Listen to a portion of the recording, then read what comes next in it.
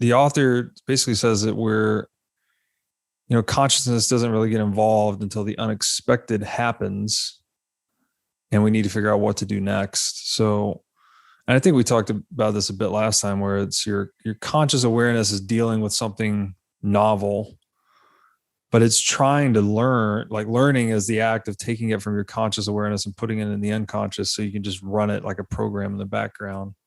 Yeah. But then he makes the point too that the conscious mind is this great, it really excels at telling itself the narrative that it's in control. But it's constantly, I guess, competing with itself. I don't know if this is just conscious awareness or what. He's saying basically your consciousness is like a parliament where it's kind of wrestling for who's in control at any one time. Yeah. Yeah. And the thing that I toy with is how is it conditioning itself to allow one side or the other of those voting members. And I suspect that when you have and it goes back to the biological value, if the person made an action based on primarily coming from certain voting members, which are the lobes inside your brain as they're flowing it through, and there's a reward that's associated with that decision-making, the biological value conditions through the dopamine or whatever type of value chemical we're talking about, in order to allow that vote for that particular instance of a similar situation in the future when it arises. So it's like, I guess, mediating its behavior with rewards, right? Within your rewards and penalties. Yeah. Yeah. And penalties. So that again, we've been talking about the market as maybe like the global hive mind, but you could also look at it the other way around and just say like, there's a little market going on in here. Yeah. And all these exchanges of energy, thought, and feeling that I guess consciousness just emerges from that in a way. Consciousness is just an emergent property. Yes. And it goes back to what I was saying on the first show, which was why do you have a brain? And we got into like being able to dynamically handle a complex environment. That's what's really kind of driving why it's there. And then, how you're experiencing it. Is the color blue that you label in your brain and what you see the same as me? Well, we'll never know, right? Right. Yeah. Yeah. It's so true. And it makes the why you have a brain. He says our brains are just constantly crushing ambiguity into choices. All like way more than you think. Yeah. Yeah. And then is that, maybe we could think about that as sort of like top down versus bottom up as well. If your active awareness is top down, trying to be in control, and then your unconscious is more of the bottom up, your encoded knowledge in a way.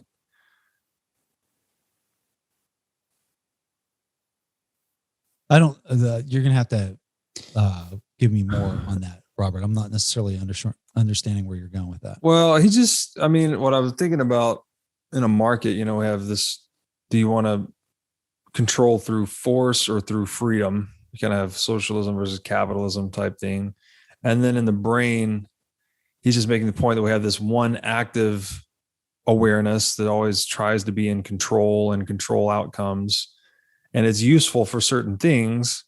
But if you're the Roger Federer trying to knock the can off someone's head, you can't use that side of your brain. You have to have this bottom up or unconscious awareness, I guess, is what you would call it. Yeah. When you study which ones are more useful, what you're talking about is more like an instinctual reaction, which is based on conditioning, versus something that's way more thoughtful and analytical that requires a lot more deeper thought. Typically, when you have more time to make a decision, the deeper you can go into the analytics to pull it apart, the better. But if you were, let's say you were looking at a house fire and you have been a fireman for 30 years and you're just kind of looking at it, your gut instincts are probably going to lead you way better than if you're trying to make a long thought, drawn out conclusion through critical thinking and analysis and everything else. Right. Yeah. The classic analysis paralysis type thing. Yeah. Yeah. There's this, Peterson talks about this predator detection circuitry we have like really low down the brain. Yes. That if you see, I think he was giving the example of Charles Darwin, they had a cobra in like a glass case. Mm-hmm. And Darwin would try to lean his face really close to the glass case until the cobra would strike. Mm-hmm. And he knew, like his conscious awareness, he knew that the snake could not get him through the case, but he could not stop his body from recoiling. That's right. There was some deeper, more fundamental neural architecture taking control. So there's a book called What Every Body, like your body, is saying.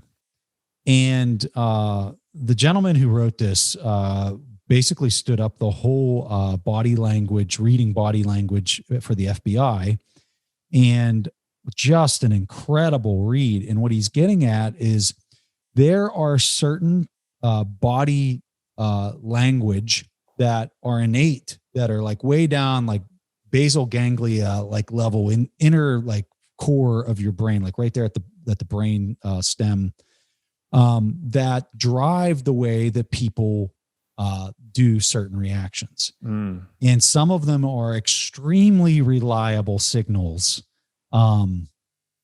for understanding what's going on in the person's head or how that person's perceiving the situation. Doesn't mean they're right, but it tells you how they're perceiving and what they think this current situation is. So here, I'll give you a couple of them that I think are pretty neat. So you ever see a person kind of standing up, legs are kind of like shoulder length apart, but they've got their hands on their hips like this, and they're standing there. And I mean, they're just squared up on the room, right? Yeah. In the military, they call this the command position. And what if you ever walk into a room, and it's really funny if you ever see military officers, because if you have like 5 military officers all in the same room, every one of them will be in the command position standing there like this because they all think they're in charge. But if you ever go into a setting with 5 people and you see somebody standing there like that, that person in their mind is the dominant person of that group, or they're expressing some type of dominant opinion at the moment or whatever. And this is such a surefire kind of like body language. Now, this one here is funny because it's a slight modification of that. If you ever see a male with his thumbs in his front belt loops, with his like hands down, like framing his genitalia, right? Yeah. And he's there like, and his arms are out, and he's like that. He's expressing some serious male command dominant energy at the same time. And you will see this. There's a really famous picture of Anthony Scaramucci in the White House, and he's a Bitcoiner, but he's there with Reince Priebus, and he's got his thumbs in his belt loop. And this is like, this picture came out right as he was kind of leaving the White House, and he has his thumbs there in his belt loop. And I mean, his hands are down there. He's given like this look like, yeah, bring it, brother. Right. And so like some of these signals are people don't even realize that they're doing them. Yeah. It's a fascinating read. You want to read an amazing book. I highly, highly recommend. It comes with pictures and everything. It's the coolest book, but it talks about reading body language, and some people will probably say, well, those are really unreliable things. And in many cases it is. But there are certain signals that a person can do. Here's another one that I really like. I've been in meetings with people, and a person will be saying something, and I'll look over at maybe a logistics lead or somebody like that. And when you watch their lips, when they go like this, and they close their like a purse your lips kind of thing, like a pursing their lips kind of thing. What they're really doing is they're saying to themselves, they're saying, don't say anything for whatever reason. Yeah. It's a way to keep my mouth shut. Yeah.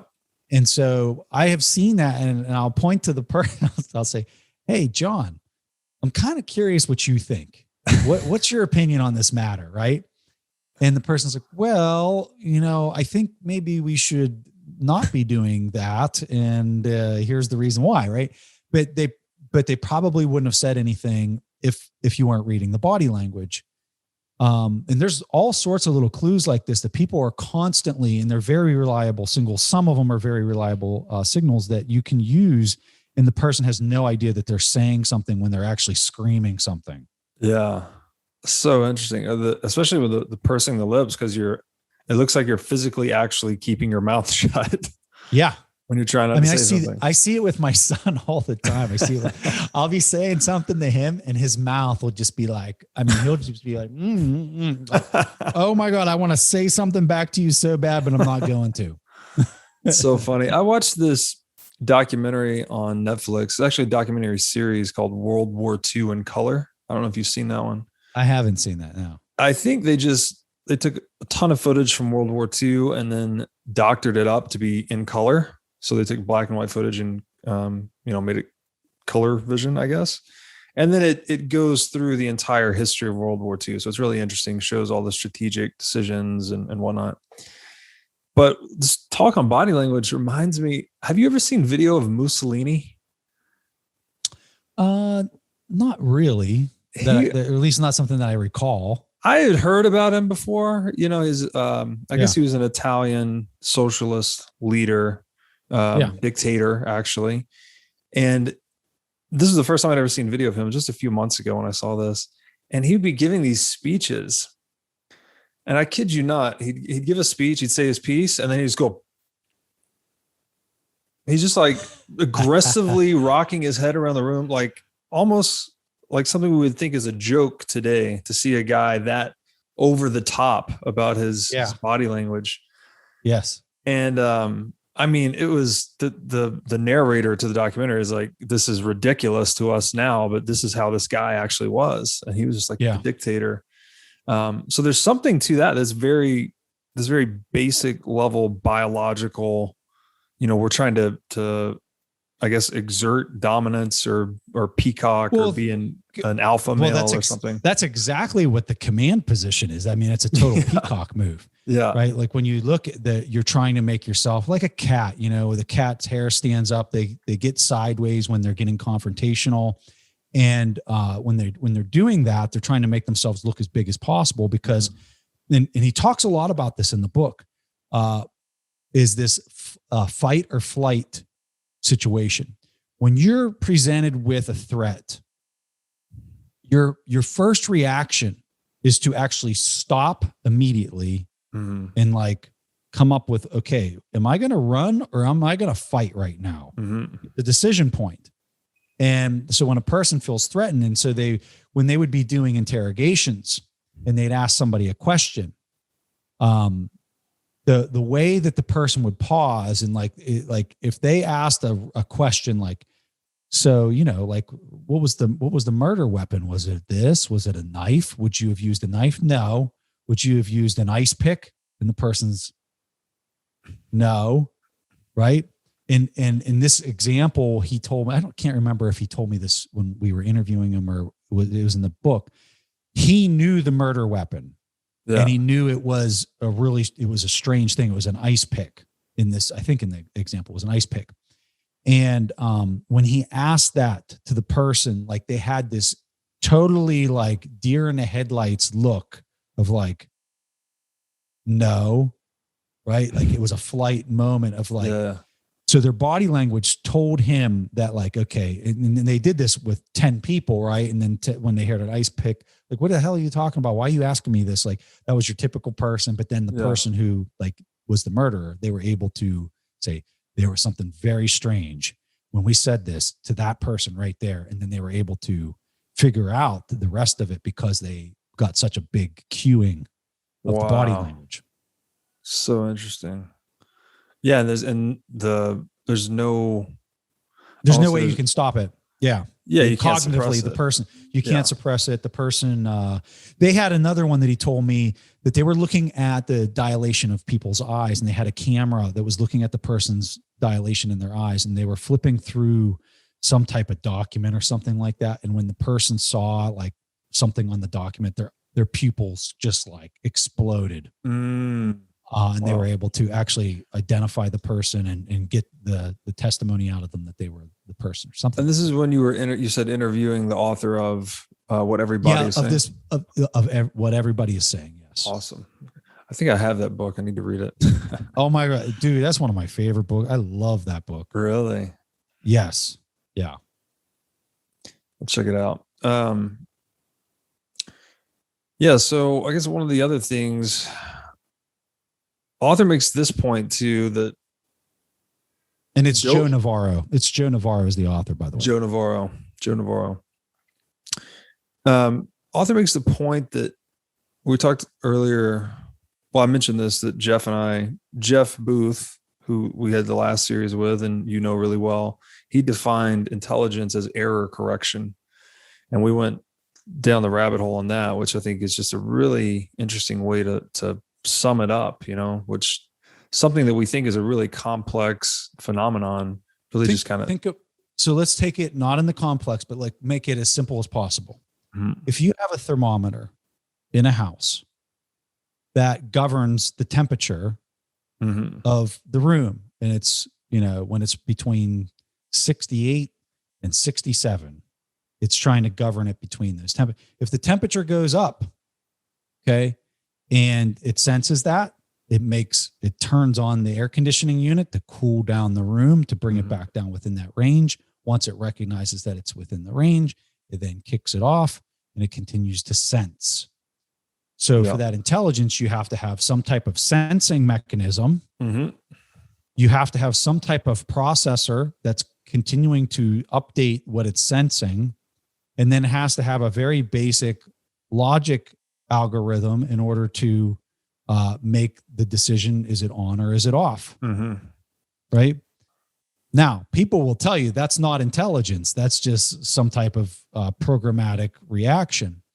But I think that if you would compound something as simple as that, and because it's turning it into binary, you have a sensor mm-hmm. that's turning something into binary and it's making decisions.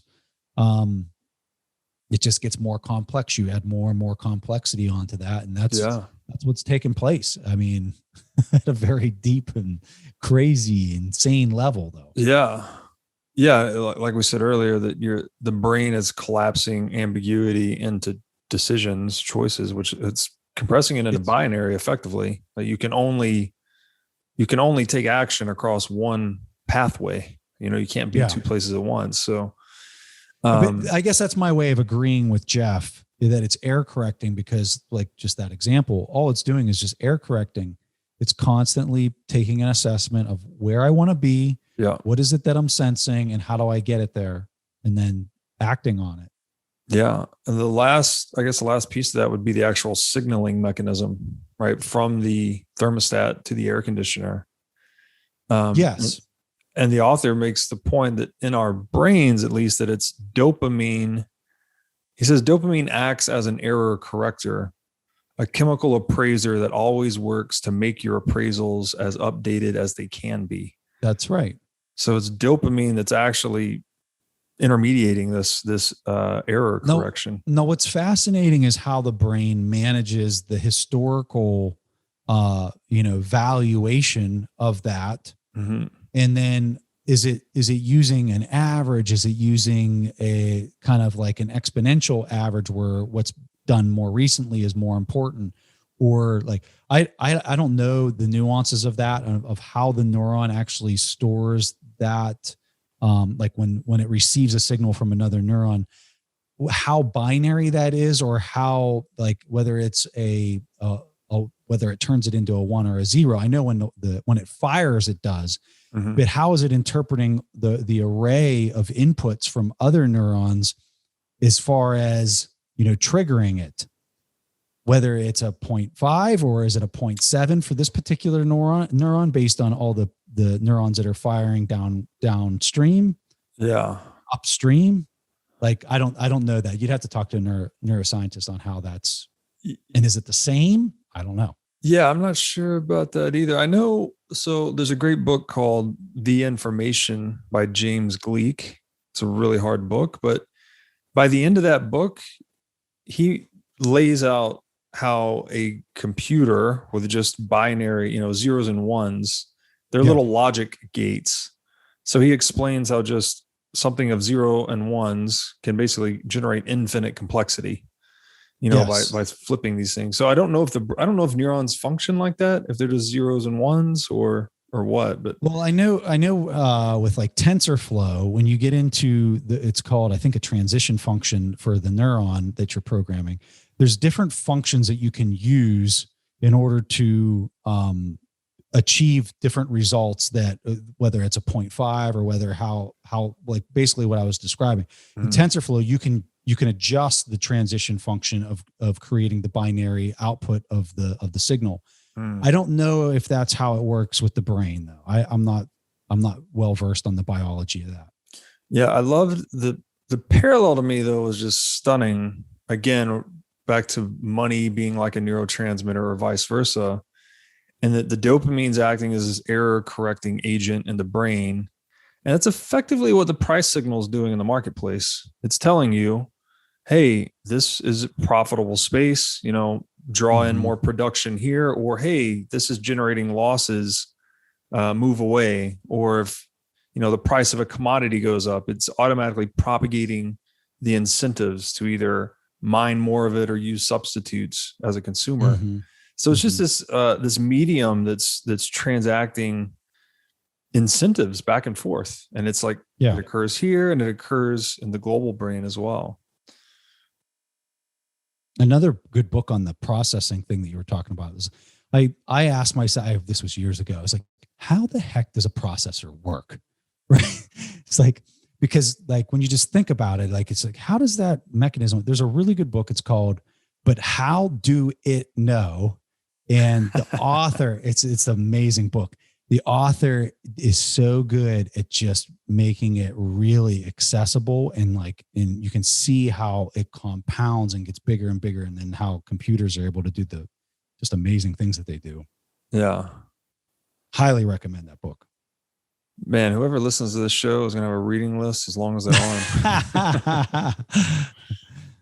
I thought this was cool too. So he actually was describing how our brains process, what Austrian economists would call time preference, saying that the seduction of the immediate satisfaction pulls so strongly on our decision making that we have to override this biological impulse towards immediate gratification.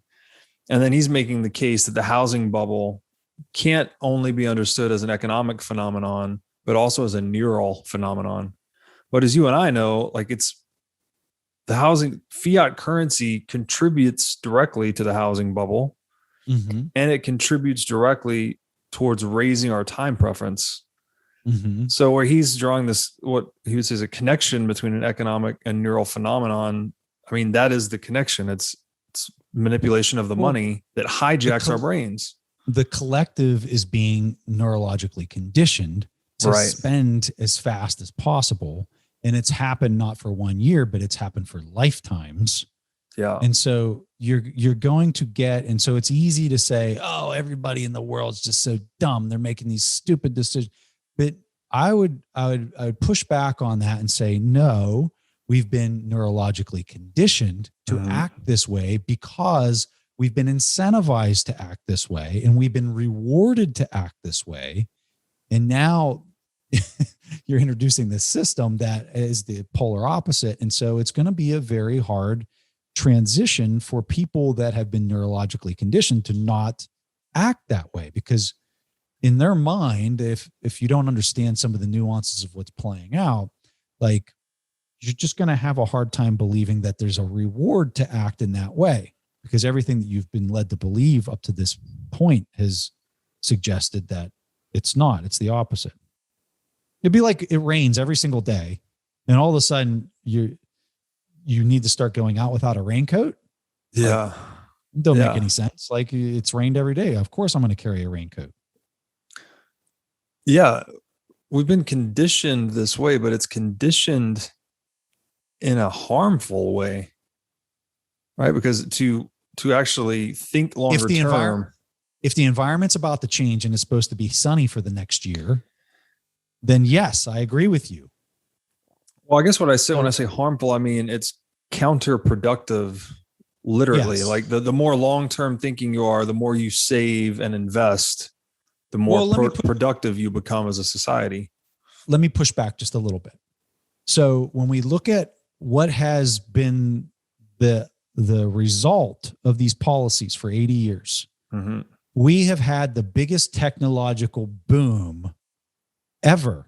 Like the speed, right, is how much technology. So like I can order a pizza right on my smartphone. It'd take me literally seconds because I could just click on previous order, reorder, double click the side. It scans my face. It puts the order in. My money comes out of my account and immediately goes to Pizza Hut or wherever you buy it. And then I just drive it, or I can even have it delivered straight to the house. Some random person gets their smartphone. They go over there, they grab the pizza, they deliver it straight to my house. And it literally took me like less than a minute to go through this technological feat. Yeah. Right. Yeah. I would argue that the inflationary monetary policy for that many decades has supplied these luxuries of life that we, I think a lot of us take them for granted because we don't know what it was like to have an outhouse out back. Yeah. You go to the bathroom in an outhouse for a year, like I did in Afghanistan. Let me tell you, you have an appreciation for running water and a toilet. Right. So, when you look at all these luxuries that we have, I would tell you that a large part of that is based on that incentive structure and that policy that was in place globally for decades. Now, when you overdo something, there's going to be a price that's paid for pooling. Because I think of it like this: Google was created back, what was it, 2005 or something like that. I don't know, 2000. I don't know, but imagine if we didn't have an inflationary monetary policy and we've had sound money throughout this whole 80-year period of time. Google might not have been invented until the year 2070.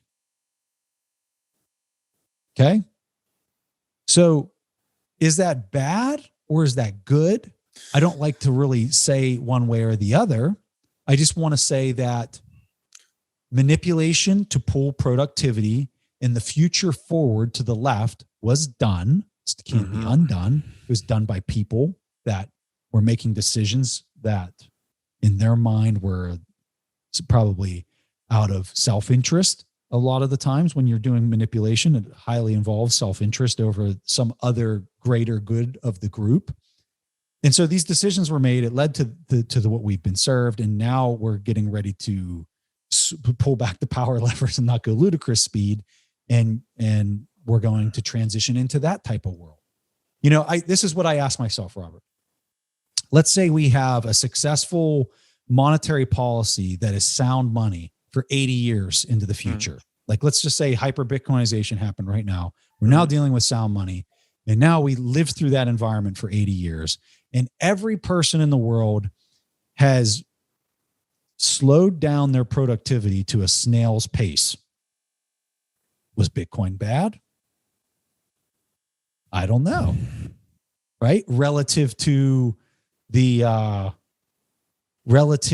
all the advancement, technological advancement, landing people on the moon, doing all this kind of stuff. Like maybe you're not even doing those things because that incentive structure is getting so different and warped in the exact opposite direction of what we're seeing right now. That could play out. I don't know. But is that bad or is that good? I don't think those are the proper words to be using. Yeah. So this recalls to me when we actually did our first episode together. I think you and I diverged on this point too, because I'm more in the camp of, have you read the Bitcoin Standard? Okay. So, he makes reference to Peter Thiel's book, 0 to 1. Yeah. At one point where he's saying that most of the 0 to 1 innovations occurred on a hard money standard. And most of what we've seen on a soft money standard or an inflationary standard are these 1 to many innovations. So clearly you can use inflation So when he says sound money, is he saying we were on sound money from the 40s to the 80s? Because I would totally disagree with that. No, he's arguing late 19th century. And he's saying that most of the 20th century was one-to-many innovations. So tracing back roughly here, like the telegraph to the telephone to the internet. So it's not a 0 to 1. The 0 to 1 was getting the telegraph, like figuring out how to move information wirelessly. And granted, we're generalizing a lot here. You can't just black and white any of this clearly. But it would seem to me, just thinking through the Austrian economics lens, that when you inflate the money supply, you are deprecating savings, you're disincentivizing savings. Savings underpins investment.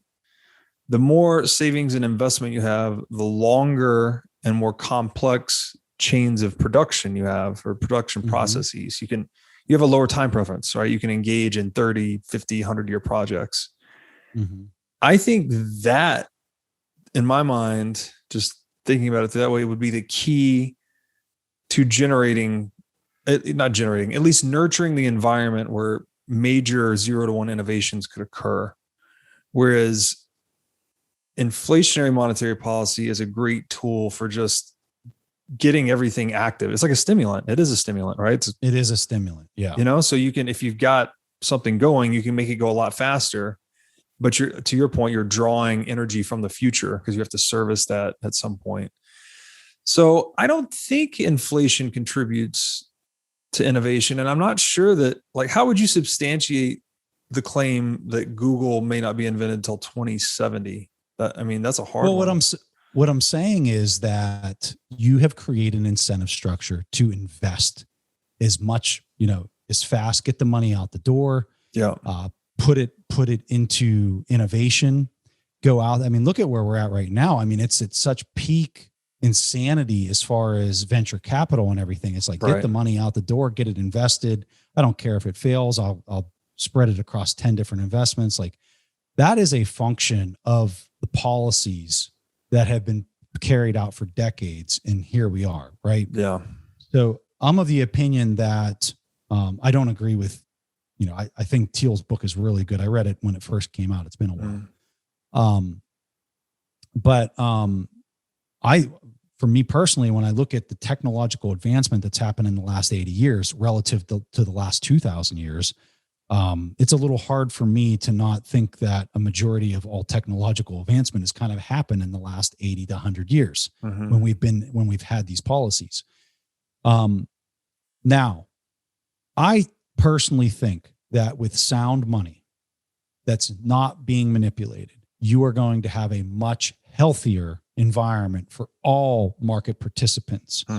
Not this combative, I like to compare it to the body.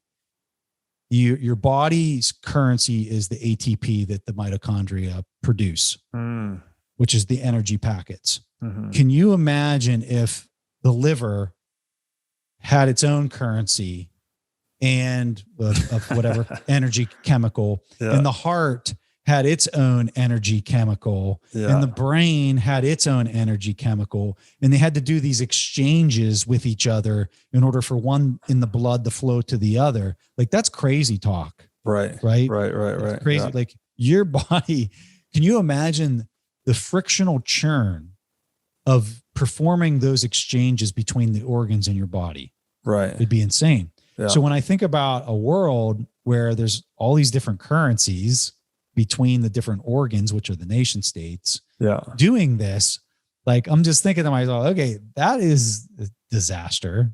Yeah. And then you think about, let's say the liver was creating energy and it was exchanging it to one of the other organs, but it was doing it in a way where it wasn't a one-to-one value proposition for the other organs. Like, the liver was like pulling the wool over the eyes on the other organs. And it wasn't giving them a 1.0 value of energy. It was giving them like a 0.7, but it was selling it as a 1.0. Yeah. That's what you have going on globally right now between nation states.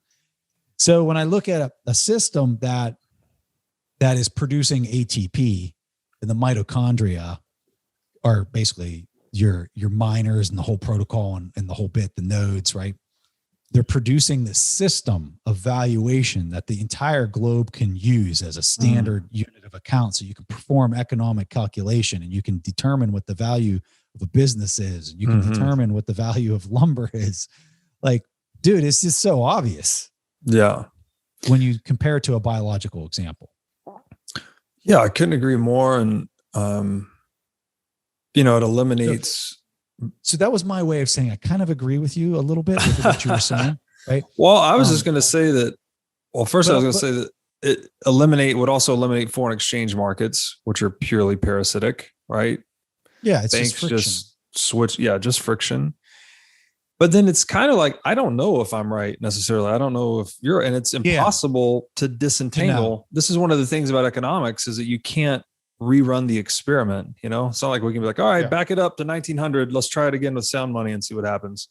Yeah. You just can't, we can't do it. So I'm just looking at it and saying, hey, I think it's the best solution today relative to the system that currently exists.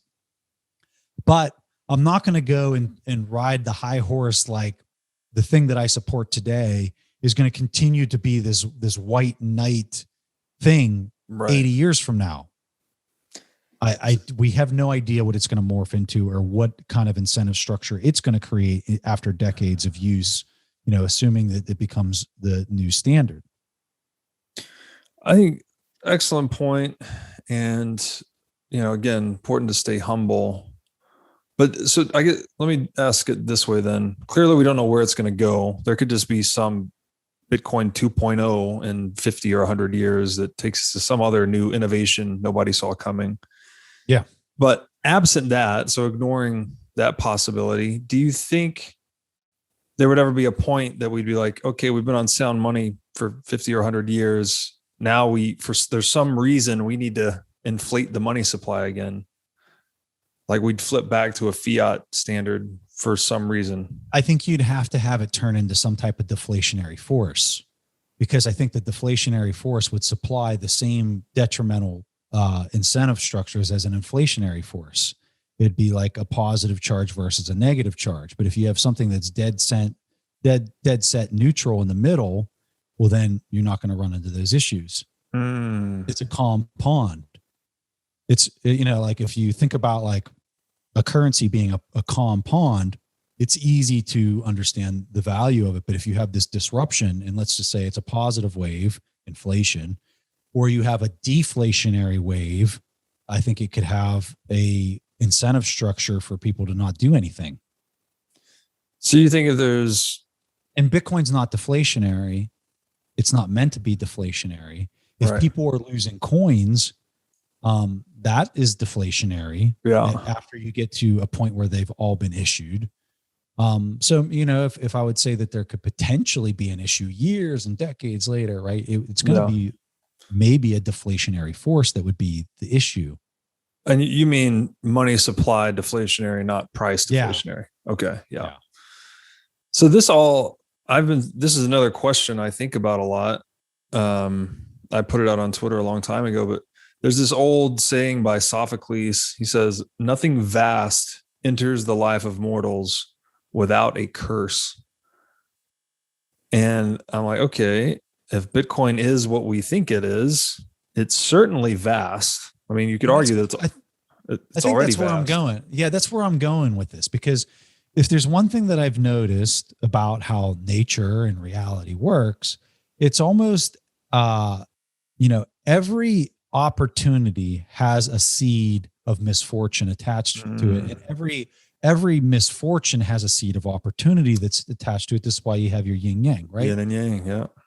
And so Bitcoin supplying what I would tell you is the white dot or the black dot to the opposite system right now. And it's almost like there's this force in nature that has to supply the counter force to something that is overwhelming. Yeah. And so when I look at the current situation that we're seeing globally playing out through this inflationary monetary policy, I'm saying nature will supply a force to this. Now, what it is, we think we know what it is, right? And I think I'm right. But something that I would tell you that I feel like I know for sure is that a force will be supplied. Mm-hmm. I'm not, as sure of myself to say it's gonna be this. Yeah. But I am confident there is a force that will be supplied. There always is. And it makes me think that when it helps me, well, I don't think it helps. I think when I try to understand, how does this all work? It almost seems like, when you see something that can't, what are those things called that, I forget what these shapes are. When you take a piece of paper, like a chain, like origami, chain, like an origami paper chain, but then you put a twist in it and you connect it. It's a one surface, it's like a one-dimensional shape or something. Yeah. What are these things called? Oh my God. I don't know what they're called, but there's the artist MC Escher. He has the ant walking around the shape, and he's always on the same side, even though he's going around and around. I don't know the name of it though. Yeah, I forget the name of it. I'm looking it up right now as I'm talking. But anyway, when you think of that shape and you think about, well, maybe the fabric of reality is actually this one-dimensional shape. But depending on like where it's at, like if it's on the outside, it's positive. If it's on the inside, it's a negative. But the reason that we have this flip-flopping, anything in nature has this vibrational aspect to it. Yeah. They think string theory works this way and whatnot. So when you think about, well, what if the fabric of what all of this energy is moving on is actually a 1D shape, and the way that it looks like it's oscillating is whether it's on the outside or the inside, and in the way that it's going around this thing. And so imagine this 1D shape that's never ending. It's an infinite loop. Yeah. And it's a single surface. If it's on that and it's moving, you can't stop it. It has to keep moving in one direction or the other around this 1D shape. So to me, that seems a lot like code. Yeah. It seems a lot like an operating system that has code that's running. I forget where we were even going with this. What were we talking about? We're just talking there's about a point why I'm bringing this up. The yen to the Bitcoin yang. Yes. At some yes. point. So this comes back to this idea that if this surface is a 1D surface, there has to be this reaction that inverts it or flips it to be the polar opposite of what it was before, or providing some type of remedy to what induced the initial force. There is, it's funny, we're talking about yin and yang, because they say there's a saying in Taoism that the way of the Tao is in reversal. And the Tao is supposed to be like the Tao, roughly, you can't actually talk about it, it's beyond words, but it's the force that mediates between yin and yang. Like if you look at the yin and yang symbol, that little sliver of an S between the two is what represents the Tao. It's the dynamic quality that, you can't even categorize with something static. But it's funny that what you're saying, you're saying there has to be this reversal. It has to keep oscillating and reversing. And that's what the ancient Taoists said. It's called a Mobius strip. Mobius strip. Look up a Mobius strip. And if I was going to explain somebody how to make one, take a piece of paper, cut the edge off of the piece of paper so that you would be like these chains that you hang on a Christmas tree. So you just take that sliver of a piece of paper, it'd be like 1 inch by like 12 inches. And instead of just curling it over and taping it together, when you curl it over to tape it into a chain shape, what you do is you put a half twist in it and then tape it together. And if you take your finger on that shape and you run it around it, what you'll find is you never come to like one side. It's one-sided. Yeah. It's a one-sided object. And so like when I think about, well, how do electrons like circle around an atom?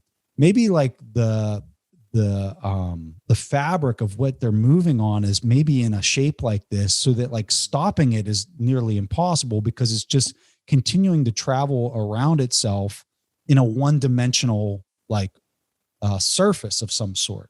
Right. which leads us to this idea that there has to be, and when it's on the outside, you think that that's like the yin, but when it's circling on the inside, the quote unquote inside, it's all one surface, but yeah, it appears like it's the yang. Yeah. I mean,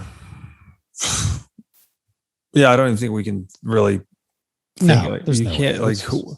Where's the This whole is what I world's- would tell some, and I wanted to get cosmic with you. So No, I love it. I is it- love where you're at, but it's like to try and put your head around it. It's like we're still trying to get our head around Bitcoin, and it's like what. This is how I think it's useful for the person listening. How it's useful is what we said initially, which is for every setback, there's a seed of huge opportunity for you in that setback. Yeah. And for every like strength or advantage that you're just like, perfect example. If you were in Bitcoin for the last year, like you made 400%, that strength or that windfall or that advantage has a seed of potential setback and destructive force inside of it for you. Yeah. What that is, I have no idea. Yeah. But you need to have an appreciation for what it is. And if you can understand what it potentially could be, then you can shape your environment by understanding the yin and the yang of your environment in order to make sure that you continue to be centered and have the humility to look for these things that could end in disaster after having such an amazing situation or windfall or, positive thing that happened in your life. Yeah. Well, no, this great points and bringing it full circle. Hats off to you on that one. A couple things come to mind is Steve Jobs. He made it, $100 million by the time he was 25 or whatever the number was. And he said he had a determination in himself to never let the money ruin him. That really he thought was one of the best commitments he ever made to himself. And then Taleb writes a lot about how as humans, we have a much harder time dealing with abundance than we do scarcity, actually. Like we're load bearing creatures. We can, the going gets tough, the tough get going kind of thing. We're good at doing that.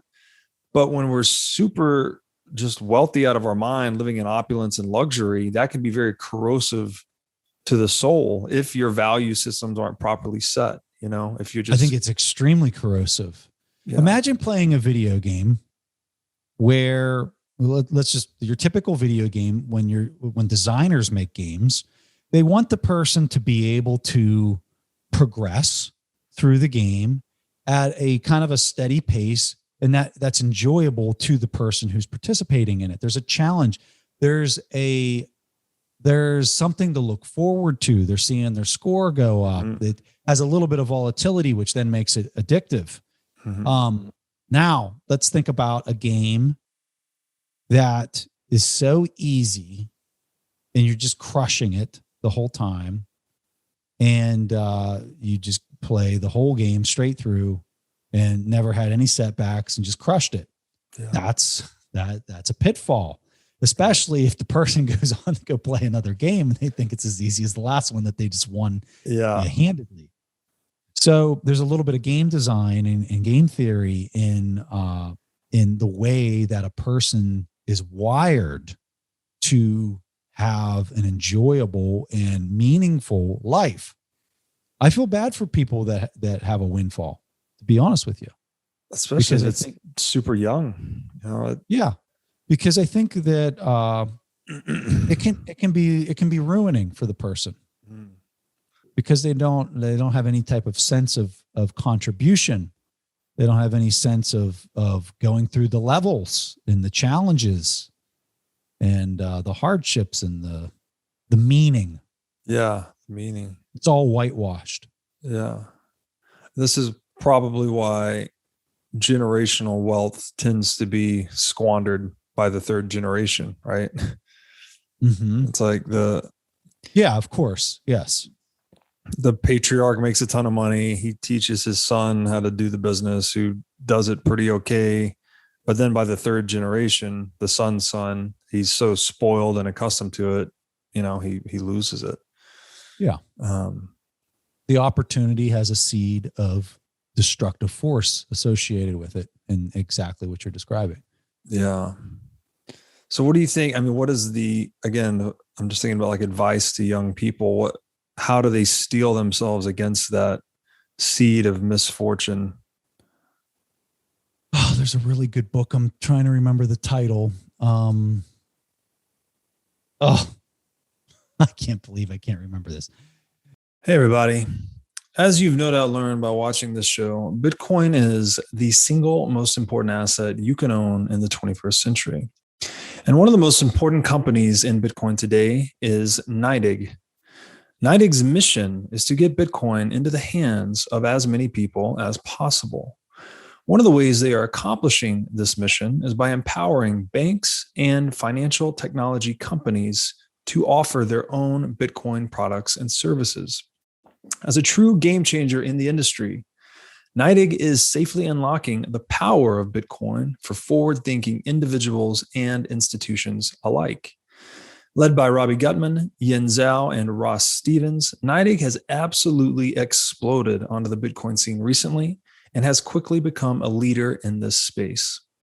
So, whether you are a professional investor looking for asset management services or a company looking to white label your own Bitcoin product or service, consider NYDIG your single source solution for everything Bitcoin. But in short, what the book talks about is when you hand down a massive amount of net worth, or even, it doesn't even have to be a lot, what you're doing is you're kind of screwing up your family genes, not your genes, but the genealogy within your family, because what you're doing is you're giving them a head start. You're giving them this destructive seed to the lineage, because like I just described with the game, they're learning how to play something and they're being duped into thinking that it's them, and it's really not. It was the buying power that was left for them. And so, you have to really kind of consider like how much and this is really important for a lot of Bitcoiners, because I think there's Bitcoiners that are probably going to have tremendous wealth in their life. And how they hand that down through their generations afterwards is probably going to be one of the most important decisions they can make for their family and their kids. And right. Yeah. Yeah. And Buffett, he's part of the 99% billionaires club, where they give away 99% of their wealth, I think. And you know what? That's he was highly influenced by this book that I'm trying to remember the name. And that's the impetus for why he manages his wealth the way he's going to manage it when he passes. Yeah. Do you know what he's doing with it? Is it just a contribution to charity, or?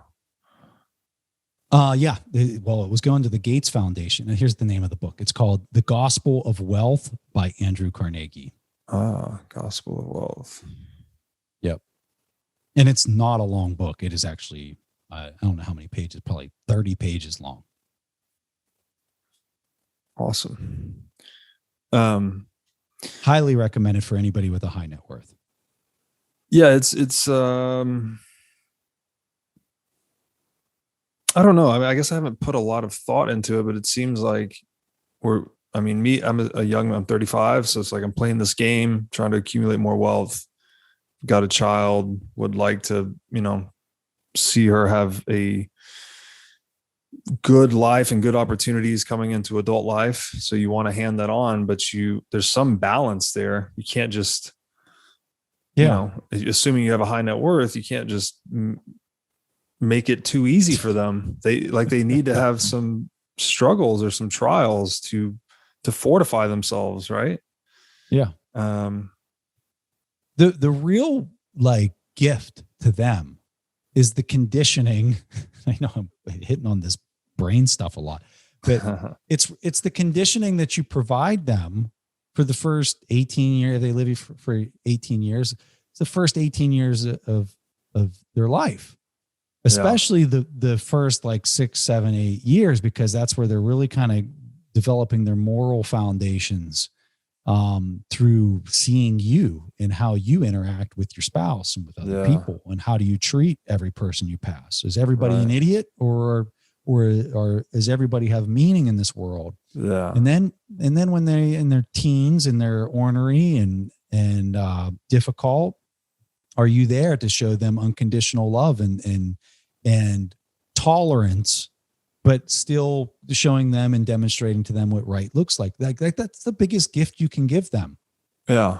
And work ethic and like all these things you're indirectly teaching them.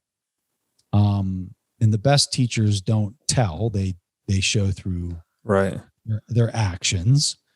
And that's the real gift to your children. It's not how much money you're going to leave them. Right. I mean, I would probably make a very strong argument that that's probably the most corrosive thing that you could do for them is leaving them a bunch of money. Wow. That's interesting. It's and but think about it. Think about it, Robert. Like if you went out and picked all these apples, right? And that's your currency and you just give it to somebody else, like, how is that helping them? That's just like that's making them reliant on you, and it's your kids. Yeah. It's the old give a man a fish versus teach a man a fish. Exactly. That's exactly what it is. But then your child or, probably adult by the time that's taking place, like clearly they're going to probably make the opposite case to some extent. like come on, Pops, leave a little bit of that stack. Don't you love me? Well, I think it's funny. You look at Warren, and I mean, he's given his kids millions. Yeah. Millions. Now, is it more than 2 or 3? I don't know, but he's given them, in my opinion, a decent amount of money that far exceeds what normal people get from their parents. Yeah. So, and you know what? His son wrote a book. I didn't get a chance to read it, but his son wrote a book, and he's a farmer. He's done amazing with his farming work that he does. He does nonprofit work, going to other countries and teaching and educating other people on how to get higher crop rates. Wow. Yeah. And just, it's really amazing to kind of see how his son has done so well and has really contributed to society. And he's in the shadow of a person who is just like massive, as far as what he's accomplished and the value that he's captured through the years. So, I mean, it's an interesting thing to talk about and to think about, and hopefully my ideas, I'm sure people totally disagree with some of my thoughts on this, but if it helps challenge maybe their thinking a little bit, I think that's a win. Yeah, I think too. I mean, you definitely got to think about it. There's got to be some balance there. It's not black or white. It doesn't seem like. I wonder too how much this. There's no right answer. Yeah, there's no right answer. It's not one size fits all. But I wonder how much this technology will transform that decision as well. Like, will there be a way to lock your Bitcoin into a smart contract that pays out a little bit every year or funds some certain foundation that maybe your children work for, or what, I just wonder what the optionality will look like down the line. Cause it's not going to be just a simple, hand off your estate, pay a tax, and then move on. There's going to be more programmability, I would imagine, in this wealth transfer. The people that run the trust, especially if it's one that runs into decades, boy, that can get quite interesting how that's managed and how that's distributed, right? Yeah. Political, maybe even. Yeah. So I agree with you. I think it's a little exciting to think about what programmable decentralized trust on a network can do with respect to that. Yeah. That'll be interesting to watch. And so just to tie this one off, we're talking about future generations, and the book concludes with talking about transhumanism, actually. He makes a point, says, quote, "We could exist digitally by running ourselves as a simulation, escaping the biological wetware from which we've arisen, becoming non-biological beings. That would be the single most significant leap in the history of our species, launching us into an era of transhumanism." Mm-hmm. And then so he goes further, he goes on and says, "Unless your simulated experiences changed the structure of your simulated brain, You'd be unable to form new memories and would have no sense of the passage of time. Under those circumstances, would there be any point to immortality? So I think he was making the point that consciousness is this change that we undergo, this error correction, like that the conscious experience we have is that process unfolding. And if you somehow uploaded your consciousness to this cloud that had unlimited sensory data, there wouldn't be as much change going on. Do you have any thoughts on, I mean, this is a crazy thought to think that we could maybe step into semi-immortality by uploading our consciousness to a synthetic cloud or something. Yeah, I don't have too many thoughts on it. I think that it's a fun little like thought experiment. But I think that for me, when you get way out there like that, it's not anything that's going to happen anytime soon. And it's not something that like you're ever going to be able to know whether that thing is actually thinking or acting in a manner that is sensing the environment the same way I am right now, or that you are right now. Yeah. So I think it's just a fun little thought experiment. And I think he throws that out right there at the end of the book to kind of, just wet the beak on just critical thinking and just fascination and creativity. Yeah. Do you think, I mean, maybe that's the extreme example if we're like uploading Preston into the cloud and now you feel like you're living forever from the cloud. But it seems like maybe a less extreme example would be possible if we're. Oh, it's already happening. So Peter Diamandis, the X Prize founder, friends, I didn't realize this, but friends with Michael Saylor. I interviewed him probably, I don't know, a year ago or something. And he was telling me about in VR, how they have taken Tony Robbins and they did all these extensive interviews. They got all this video footage of him answering questions, and they have AI'd Tony Robbins and how he responds to certain questions. And then they're using VR to basically allow people to put on a VR headset. And I think Peter told me they were going to do it for him as well. So that you could interact and have a conversation with Tony Robbins, and he will give you the responses and the replies that, would be sort of what it'd be like to talk to him in person. Wow. That already exists. It's so mind bending. And then my thought was that, and then if you've got Tony Robbins uploaded, and then you've got Preston uploaded, and you've got these other great thinkers uploaded, do we then start synthesizing all of these intelligences together, and you just have this one meta intelligence that I don't know what it's doing. You're talking to it, asking it questions. Maybe it's writing books. I don't know. Then they have infinity stones in their heads.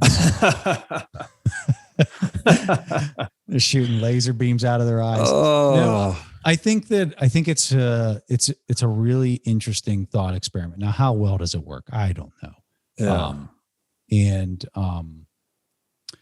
Yeah. It's getting weird, man. And it's getting very fascinating to kind of see what's capable when you start pulling the thread. Well, what does that mean? And you start looking at all the different technologies that are out there that are enabling this, and it just gets wild. Peter's book was really good. I can't remember the title. Can't remember the title of any of these books, but he has a really good book, and it has, if you like this type of conversation, man, go out and read Peter's book. It's awesome. Okay. I want to say it came out like a year and a half ago. Here, I can look it up. Yeah. And then do you have any interest in this concept of transhumanism? I've been to some of these events where people are talking about cryogenics or solving death or these other things. Like, for you personally, is that something you'd ever even entertain? No, I've never even given it thought. Yeah. The name of his book is The Future is Faster Than You Think. I've read it. It's a really good book. Okay. Yeah, I'm putting all these on a list, so I'll get them on the show notes. Yeah, great. Yeah, I was at this Summit LA conference a few years ago, and there's this whole presentation about how we had to solve death. Like we needed to overcome, it was just like the war against death kind of thing. And the whole time in my mind, I'm like, are you kidding me? Like death is so essential to evolution, like the individual needs to die so that the next generation can adapt. And that's how the collective grows. So I think David Sinclair out of Harvard has kind of like really challenged that whole idea, like you just said. Yeah. Like, it's normal. Hey, you're 100 years old. You should die. And David Sinclair, he wrote this book called Lifespan, Why We Age and Why We Don't Have to. And he's doing just all of his research is on how to extend the life experience. How can we push life out to 150 years per person? And I think it's kind of generated this whole discussion around like, how do we live longer lives? How can we upload our consciousness into computers and all kinds of stuff? But it's a really good book. He, I don't know if you've read it, but it's kind of interesting how he gets into epigenetics and how the epigenetics are getting thrown off. And so like when you think about how your DNA works, you have these epigenetic settings that allow the genetic code to be read for certain parts of your cells. So like you have got heart cells, you got brain cells, you got like all these different types of cells, and they have different epigenetic settings. Well, the longer that the person lives, the more that these epigenetic settings get off, like the wrong DNA code basically gets opened up in your DNA strands. So like think about like so like your DNA is in all of your cells, but for like my skin cells, there's only certain portions of the code that are opened up to be read so that it can continue to produce those skin cells or the heart or whatever. Right. And so those settings, which are basically controlled by histone tails that open up the genetic code, they get turned on by accident, and then the cells start producing and you get cancerous type activities and then you die because over a lifetime, these settings get messed up. So it's not the genetic code that's messed up. It's the epigenetic settings that are messed up. And so he's doing a lot of research on, well, how do we reset those? And he's come across chemicals like NMN that a person can take. He's doing it with rats. He's extended the lifespan of rats by, I think, 400%. Wow. Yeah. So it's pretty fascinating stuff. Now that's a little more interesting to me. Like if it was a supplement regimen or some modality that you could just extend life, like we've already extended the life expectancy a lot throughout the course of human history. That's something I might be willing to engage in. You never want to be the person living way longer than everyone else, right? If everyone's doing it and everyone's now living to 150, then okay, no problem, maybe. But look at Captain America. Look at Captain America. He went Captain America. He couldn't take it. Captain America. I'm just trying to work in our laser eye.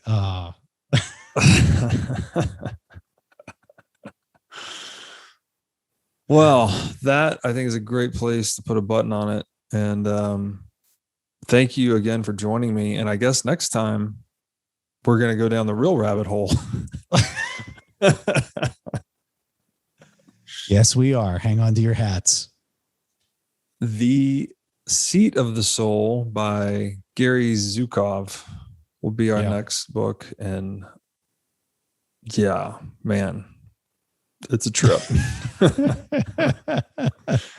You said you're rereading it right now? Well, after we talked the first time, I was like, I need to go back and reread this book because I read this book a long time ago. And I know it just had an enormous impact on me personally. And in my opinion, in a really favorable way.